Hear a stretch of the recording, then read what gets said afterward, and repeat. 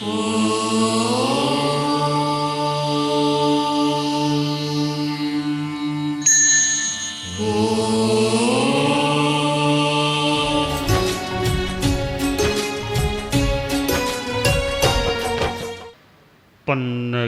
च सुरेन्द्रे च कौशिके पाद संस्पृशि निर्विशेष मनस्काय श्री वीरस्वामिने नमः। आर्हत वाङ्मय में कहा गया है, समयम गोयम मापमायै दुम पत्त ए पंडुय ए जहा निवडई राय गणान अच्छय एवं मनुयान जीवियम समयम गोयम मापमायै। आदमी को समय मात्र भी प्रमाद नहीं करना चाहिए। समय शब्द के अनेक अर्थ होते हैं। कलिकाल सर्वज्ञ आचार्य हेमचंद्र के अभिधान चिंतामणि कोश में कहा गया, आप्तोक्ति ही समयागमौ राद्ध सिद्ध कृतिभ्युन्तः आप्तोक्ति ही समयागमौ। समय नाम सिद्धांत का है, आगम का है। तो एक अर्थ है समय का आगम सिद्धांत, और समय का दूसरा अर्थ है काल, टाइम, काल। एक तीसरा अर्थ है वह एक जैन दर्शन का मानो पारिभाषिक अर्थ है समय। वो समय काल की लघुतम इकाई होती है। कितना लघु है वह, एक निमेष हम करें, निमेष किया, इतने में असंख्य समय बीत गए। यानी वह जो काल की लघुतम इकाई वाला समय है, कितना छोटा होता है। तो समय मात्र भी प्रमाद मत करो। हम भावार्थ यह समझे, थोड़ा भी प्रमाद मत करो। इसका दूसरा अर्थ यह निकाला जा सकता है, अवसर को पाकर प्रमाद नहीं करना चाहिए। आदमी को बढ़िया मौका मिले, उसको खोना नहीं चाहिए। और मनुष्य का जीवन कैसा है? मनुष्यों का जीवन अस्थिर है। कैसे? जैसे पेड़ का पका हुआ पान है, वह टूटकर गिर जाता है।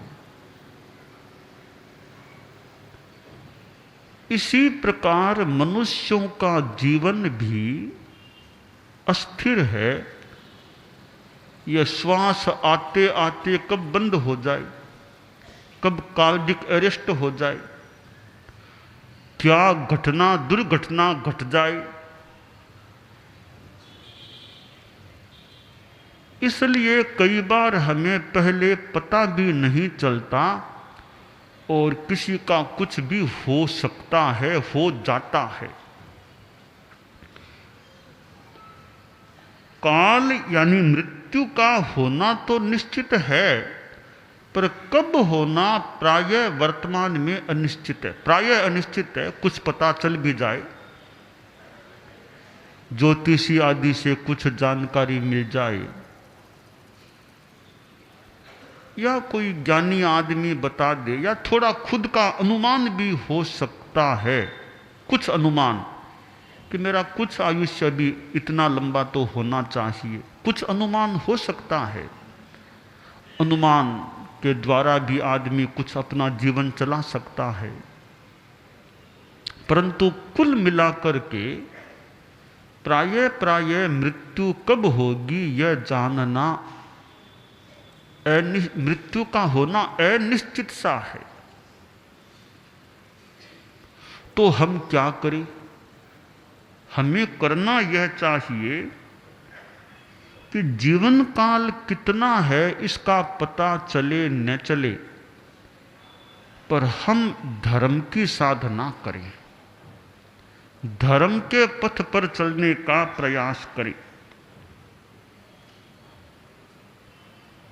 और जितनी निर्जरा कर सके, जितना संबर का अभ्यास कर सके, वह हमें करना चाहिए।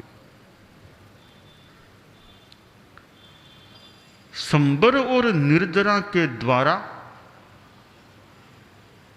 आत्मा का कल्याण होता है। हमारा समय संबर की साधना में जितना बीत सके बिताएं,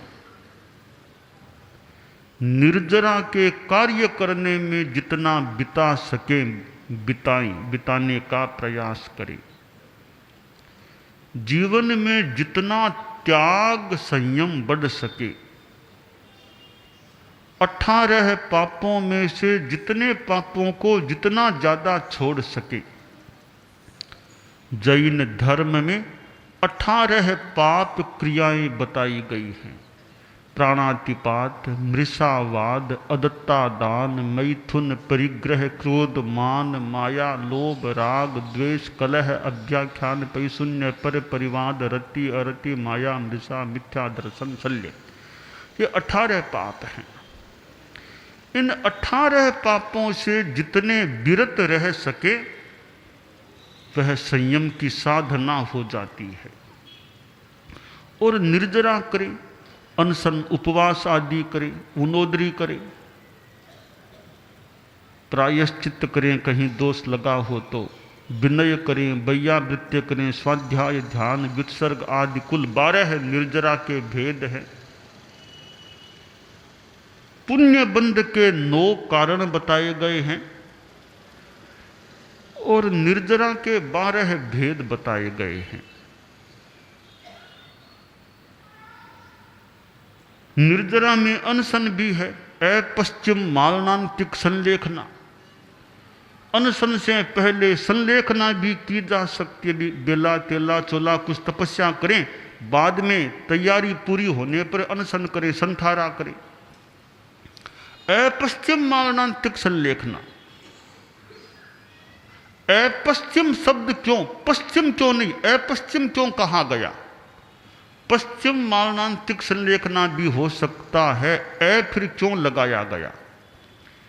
लगाने के पीछे बात यह है, भगवती सूत्र की वृत्ति में तो कहा गया है कि यह अमंगल परिहार। पश्चिम को थोड़ा मंगल शब्द नहीं मानते। जनरली कभी आपने सुना हो कि मुंह भी किधर करो कि पूर्व की ओर करो, पश्चिम की ओर मुंह करके मत बैठो। 2 दिशाओं को अच्छा प्रशस्त माना गया है, या तो पूर्वाभिमुख बैठो या उत्तराभिमुख बैठो, ऐसा कहा जाता है, बताया गया है। सामान्यतया हमारे यहाँ दीक्षा दी जाती है तो दीक्षा देते समय दीक्षा देने वाला पूर्व या उत्तर में, दीक्षा लेने वाला भी पूर्व या उत्तर में मुख करके स्थित हो, यह प्रयास किया जाता है। तो पश्चिम को मोटा मोटी थोड़ा बढ़िया नहीं माना गया। वृत्तिकार ने कहा अमंगल परिहार के लिए कि ये पश्चिम बढ़िया नहीं, इसलिए ओ लगा दिया, अपश्चिम शब्द हो गया। कोशकार का उल्लेख है कि पश्चिम का भी अर्थ अंतिम है और अपश्चिम का अर्थ भी अंतिम, दोनों का अर्थ अंतिम है, दोनों एकार्थक है। इस दृष्टि से पश्चिम कहो चाहे अपश्चिम कहो, दोनों शब्दों का अर्थ है अंतिम। यह कोश की दृष्टि से बताया जा रहा है। तो संलेखना एक संथारी की तैयारी है और फिर संथारा किया जाता है। तो संथारा भी निर्जरा का बड़ा साधन है, एक बड़ी साधना है। और प्राण छूटे तो आदमी के खाते पीते क्यों छूटे, साधना की स्थिति में छूटे और बढ़िया बात हो जाती है। जीवन में साधुत्व आ जाए फिर तो समय कितना सार्थक बन सकता है। जीवन में साधुपन आ जाए, संन्यास आ जाए। साधुपन किसी किसी को प्राप्त होता है, सबको साधुपन कहाँ मिलता है।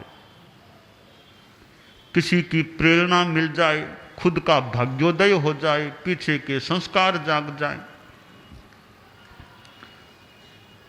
मनक मुनि को मौका मिल गया, जीवन काल तो छोटा पर साधु बनने का मौका मिल गया।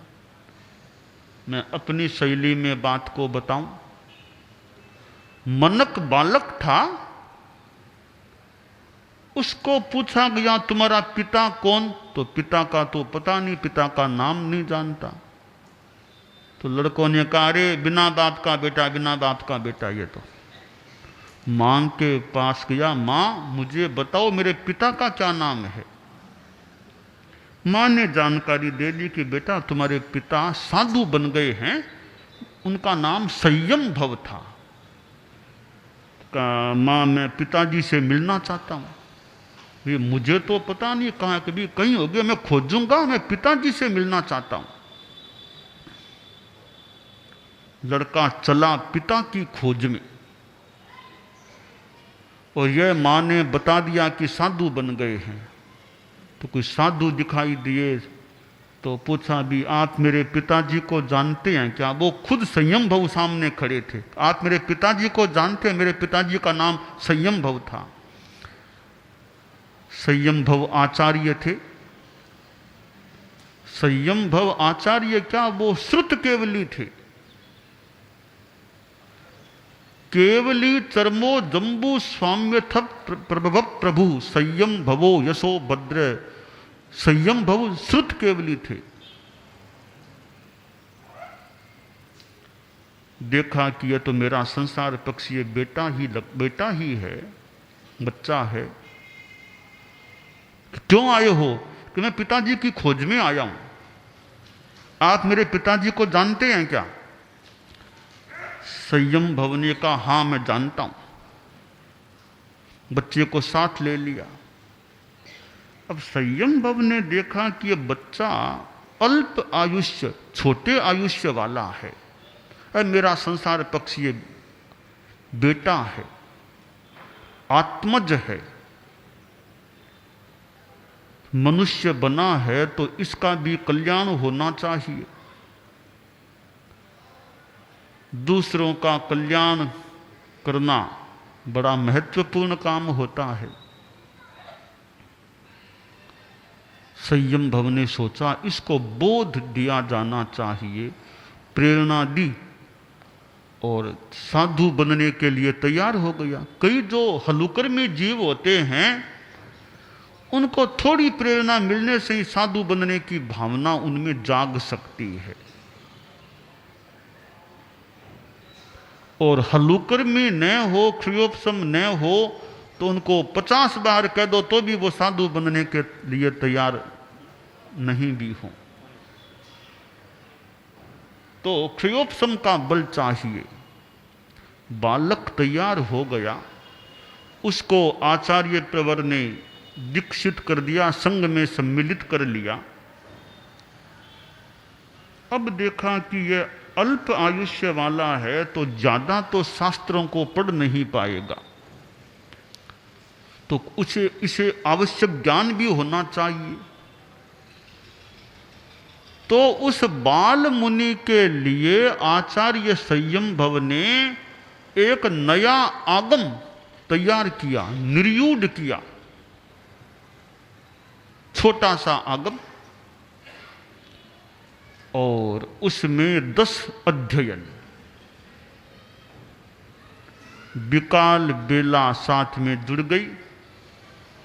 आगम का नाम हो गया 10 वे आलियम, 10 वे आलियम, 10 अध्ययन वाला वह आगम छोटा सा आगम है मूल पाठ के रूप में। विस्तार में तो बड़ा ग्रंथ भी बना हुआ है। मूल पाठ में एक छोटे से पुस्तक में या चौपनिये में वो 10वें आलियम आ गया है, उसके लिए बनाया। और हमारे यहाँ अभी भी परंपरा चल रही है, नवदीक्षित जो होते हैं 10वें आलियम वे याद करते हैं, या समणियाँ आदि पहले करके भी आ सकती हैं। 10वें आलियम याद कराया जाता है, कंठस्थ कराया जाता है। धम्मो मंगल मुक्तित्थम अहिंसा संजमो तवो देवा वितंग नमं संति दस्य धम्मे सयामणो, यह पहला श्लोक है। ऐसे 10 अध्ययनों वाला वह आगम निर्यूढ़ किया गया। बाल मुनि के काम आया ही होगा वह आगम। और कुछ ही समय बाद वह बाल मुनि काल कवलित हो गया। अपने एक छोटे शिष्य को अपने सामने उसकी डेड बॉडी को देखा आचार्य ने, आंखें नम हो गई। शिष्यों ने कहा, गुरुदेव ठीक है, एक बाल सन छोटा साधु आपका चला गया है, पर आप तो महान हैं, आपको तो मनोबल रखना चाहिए। आचार्य प्रभु ने कहा, साधुओं बात तो तुम्हारी ठीक है, मनोबल तो मुझे रखना ही चाहिए, परंतु क्या करूं, इसके साथ मेरे 2 संबंध थे, दोनों संबंध टूट गए हैं। पहला संबंध यह मेरा आत्मज था, मेरा रियल पुत्र था ये। दूसरा संबंध यह मेरा शिष्य भी बन गया था। तो मेरा शिष्य और मेरा पुत्र संसार पक्षी जो यह मुनि था, वह मेरे सामने यूं चला गया। देखिए, बाप के सामने बेटा जाए, दादा के सामने पोता जाए, यह बात कैसी होती है। एक तो बेटे के हाथों में वृद्ध पिता जाए, पोते के हाथों में वृद्ध दादा जाए, तो ठीक है, इतनी कोई ज़्यादा कोई कष्टप्रद बात नहीं भी हो, क्योंकि 90-100 बरस आ गए, संथारा संलेखना किया, अब चले गए। तो बेटों के पोतों के सामने दादा पिता चला जाए पूरी उम्र आने के बाद, तो इतना कष्ट नहीं भी हो। पर एक पिता अपने बेटे की अर्थी को जाते हुए देखे, एक दादा अपने पोते को यूं देखे, वह थोड़ी एक दृष्टि से उल्टी सी बात हो जाती है। पर दुनिया में उल्टा सुल्टा दुनिया अपने ढंग से चलती है। कितने पिताओं को अपने पुत्रों का अंतिम संस्कार देखने को मिल जाता है, किसी दादा को अपने पोते का अंतिम संस्कार देखने को कभी मिल जाए। यह काल का क्या भरोसा, किसको कब पकड़ ले। तो आचार्य संयमभव पिता थे, पिता ने अपने सामने अपने पुत्र को यूं देखा, काल कवलित हुआ देखा, तो कुछ मोह भाव आ गया होगा, कुछ आंखें नम हो गई होंगी, कमजोरी लगी। तो शिष्यों ने कहा, गुरुदेव आपको तो हिम्मत मनोबल रखना चाहिए। अब यह हिम्मत मनोबल की बात उपदेश में तो कही जा सकती है। उपदेश में तो हम लोग भी कहते हैं भी मनोबल रखो, हिम्मत रखो, संसार का स्वरूप है। तो कभी कभी खुद के साथ वह घटना घटे तब पता चले कि मनोबल किसका कितना रहता है। उपदेश तो देना फिर भी कुछ आसान है, उपदेश हम भी दे दें, कभी उपदेश आप भी दे दें, औरों को उपदेश दे सकते हैं। तो साक्षात जीवन में कभी प्रसंग वैसा आ जाए तो किसकी क्या स्थिति रहती है, यह एक बात विवेचनीय या ज्ञातव्य होती है। तो आचार्य की थोड़ी सी दुर्बलता लगी और आचार्य प्रबल ने अपनी 2 बातें बता भी दी, 2 संबंध थे, तब कुछ मन में भाव आ गया। तो शिष्य बोले, गुरुदेव हमको तो पता ही नहीं था कि ये आपका संसार पक्षीय पुत्र था, हमको पता ही नहीं था इस बात का, आपने छिपा के क्यों रखा इस बात को, हमको पहले बताते तो सही कि ये आपका संसार पक्षीय बेटा है। अरे साधुओं में बता देता तुमको तो तुम क्या करते, अरे आप फरमा देते, हम इसका मान सम्मान ज्यादा रखते, इससे गोत्री आदि काम नहीं करवाते, ये आचार्य का पुत्र है ये। का साधुओं तुम काम नहीं कराते, गोत्री आदि नहीं करवाते, इसके कर्म निर्जरा फिर कैसे होती, कर्म कैसे कटते इसके, या तो लाड प्यार में रह जाता, इसके कर्म कैसे कटते। तो कर्म कटने में बाधा न पड़े, इसलिए मैंने इस रहस्य को रहस्य बनाए रखा, तुम्हारे सामने प्रकट नहीं किया। खैर वो 10वें आलियम आगम बनाया गया। आचार्य ने सोचा मैंने जिस मुनि के लिए यह बनाया था वो तो चला गया, अब इस आगम को भी वापस विलीन कर दूं। संत बोले, गुरुदेव विलीन मत कराओ, विलीन मत कीजिए। एक बाल मुनि के लिए बनाया गया आगम कितने कितने साधुओं के काम आएगा, भविष्य में कितनी साधु काम आएगा, जो आपने एक छोटे साधु के निमित्त से तैयार किया है।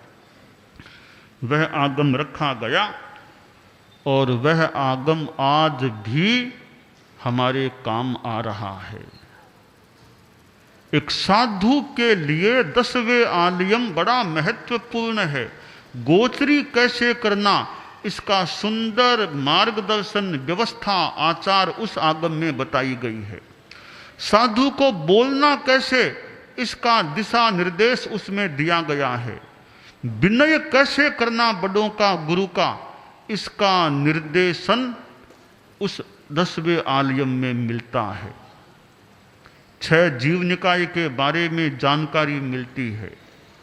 भिक्षु कौन होता है, भिक्षु के लक्षण उस आगम के 10वें अध्ययन में बताए गए हैं। मन कभी अस्थिर हो जाए, घर जाने का हो जाए तो क्या चिंतन करना चाहिए, 18 स्थान बताए गए हैं कि इनको पढ़ो, इनका चिंतन करो, अगर घर जाने की इच्छा वापस हो जाए तो वह आगम उपयोगी है साधु साधियों के लिए, हमारे लिए, और एक सुंदर प्रेरणा उस आगम से मिल सकती है। मनक मुनि ने अपने जीवन को कितना धन्य बना लिया, साधु बन गए। तो कोई आदमी जीवन में साधु बन जाए फिर तो कहना ही क्या, कितना एक समय का बढ़िया उपयोग हो सकता है। पर साधु न भी बन सके तो अनुव्रती बने और त्याग संयम जितना कर सके करने का प्रयास करे, अच्छा श्रावक बने। प्राचीन काल में तो हमारे यहाँ श्रावक की प्रतिमाएं, जो हमें प्रतिमा प्राप्त होती है, 11 प्रतिमाएं श्रावक की।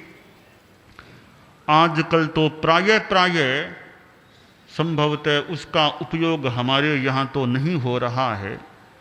कौन ऐसे श्रावक आज होंगे, कोई मिल जाए तो मिल जाए, ज़्यादा श्रावक नहीं मिलेंगे जिन्होंने प्रतिमा की साधना की हो।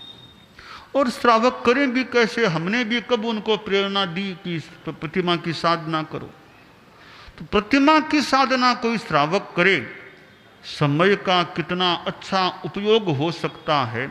प्रतिमा साधुओं भिक्षु की भी होती है, प्रतिमा भिक्षुओं साधुओं की भी होती है। 12 प्रतिमाएं साधुओं भिक्षुओं की बताई गई हैं। श्रावकों की 11 प्रतिमाएं बताई गई है। श्रावकों के 12 व्रत भी, 12 व्रत तो आज भी प्रचलित हैं, पर 11 प्रतिमाएं इतनी प्रचलित आज नहीं हैं। पर एक अच्छी साधना है और कोई उन प्रतिमाओं की साधना करे तो एक साधना का अच्छा प्रयोग है, अभ्यास है। 11वीं श्रवण भूत प्रतिमा साधु के समान बन जाता है उस प्रतिमा की साधना करने वाला। 1 मास की, पहली प्रतिमा 1 मास की, दूसरी 2 मास की, तीसरी 3 मास की, यूँ 11वीं 11 मास की प्रतिमा हो जाती है। तो ये प्रयोग समय को कितना सफल बनाने के उपक्रम हैं। तो मनुष्य यह सोचे कि मैं मानव बना हूं तो मानव जीवन में समय का बढ़िया उपयोग करूं, समय का सदुपयोग करूं। मानव जीवन तो बीत रहा है, मानव जीवन बीत रहा है, भैया करना हो सो कर लो। मानव जीवन बीत रहा है, भैया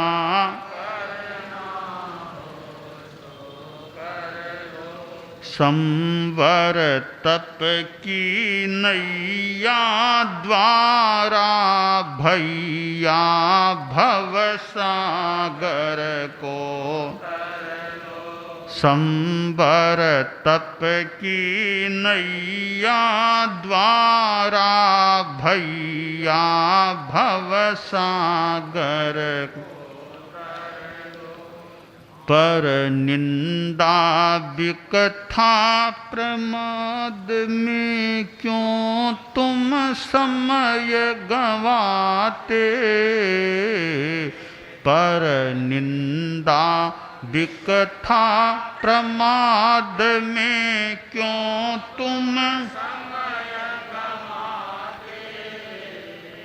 शास्त्र पठन तात्विक चर्चा से ज्ञान खजाना भर लो। शास्त्र पठन तात्विक चर्चा से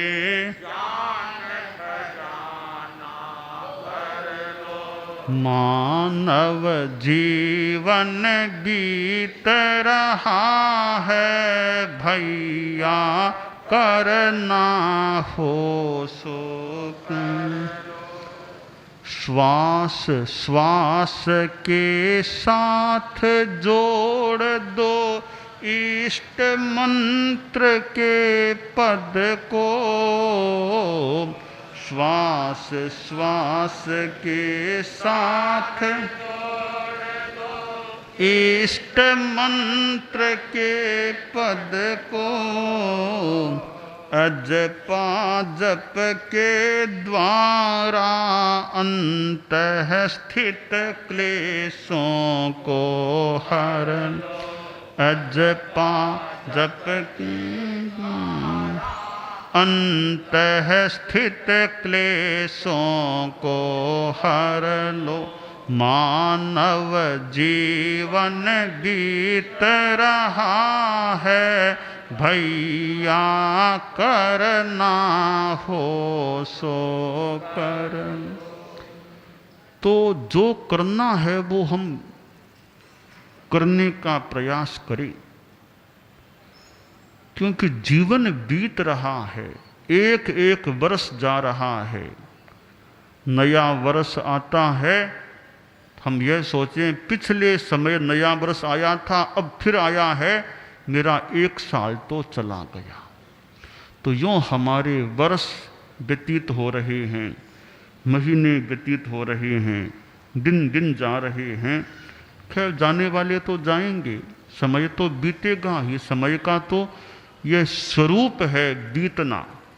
पर हम समय का उपयोग अच्छा करें, ऐसा प्रयास हमें करना चाहिए। 24 घंटे मिलते हैं, हम उनमें क्या करते हैं? हम यह सोचें, कभी कभी सोच सकें तो, कि 24 घंटे मेरे किस तरह बीतते हैं। यूँ हम समय पर ध्यान देकर अपने समय का बढ़िया उपयोग करने की दिशा में आगे बढ़ सकते हैं। दानान सिद्धम अभयपयाणम सच्चे सुया अणवज्जं वयन्ति तवे सुया उत्तम